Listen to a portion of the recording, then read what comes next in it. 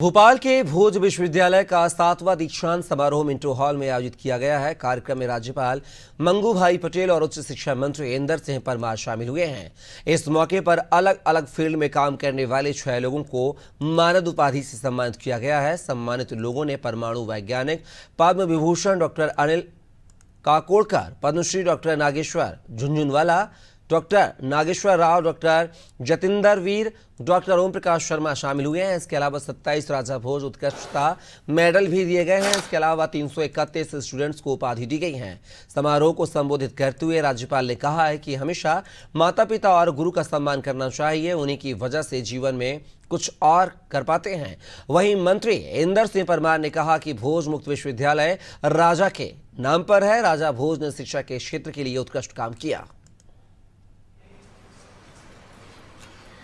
विश्वविद्यालय अपने कार्यक्रमों को जीवन भर शिक्षा, कौशल उन्नयन और भविष्य की जरूरत अनुसार डिजाइन करे। विश्वविद्यालय की जीविका उपार्जन के विभिन्न लक्षणों के साथ ही विद्यार्थी को ज्ञान एवं कौशल के आदान प्रदान का प्लेटफॉर्म उपलब्ध कराने की पहल करे। तेजी से बदलती इस दुनिया में उच्च मानकों के पाठ्यक्रमों के साथ ही विषय विशेषज्ञों के द्वारा गुणवत्तापूर्ण अध्ययन सामग्री तैयार कराने और प्रासंगिकता के निरंतर समीक्षा के प्रबंध भी किए जाना चाहिए। देखिए, हमारे देश में हमारे महापुरुषों ने जो काम किए हैं उनके जीवन से कुछ न कुछ प्रेरणा मिलती है।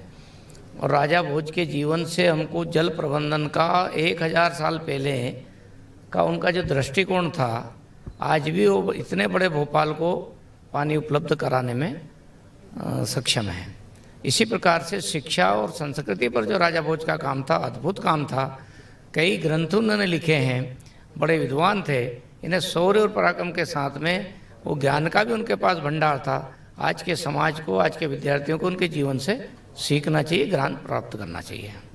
धन्यवाद।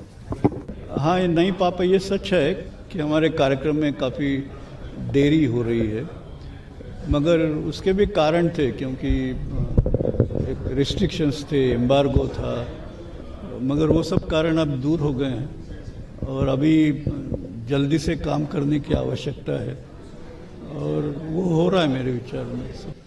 भारतवर्ष में वृद्धों की संख्या बढ़ती जा रही है। भारत के वृद्ध दुनिया के अन्य वृद्धों से कई मामलों में अलग होते हैं। तो उनकी स्वास्थ्य समस्याएं, उनकी सोशल प्रॉब्लम, उनके कॉन्स्टिट्यूशनल इश्यूज, उनके नर्सिंग इश्यूज, उनके वैक्सीनेशन, इन सब के बारे में भारतवर्ष में पहली पुस्तक मैंने लिखी है। पहली पुस्तक मैंने 1999 which was declared international year of older persons में निकाली थी और अब उसके 5 एडिशन निकल चुके हैं। Principles and practice of genetic medicine और हर मेडिकल कॉलेज में पढ़ाई जाती है। हर बीमारी को वृद्धावस्था में ये नहीं मान लेना चाहिए कि ये इलाज के लायक नहीं है। बहुत सारी बीमारियां ऐसी है जिनका कि उपचार हो जाता है। उम्र के साथ साथ कई प्रकार की कोमॉर्बिडिटीज़ जैसे diabetes, high blood pressure, kidney failure, liver failure होते रहते हैं।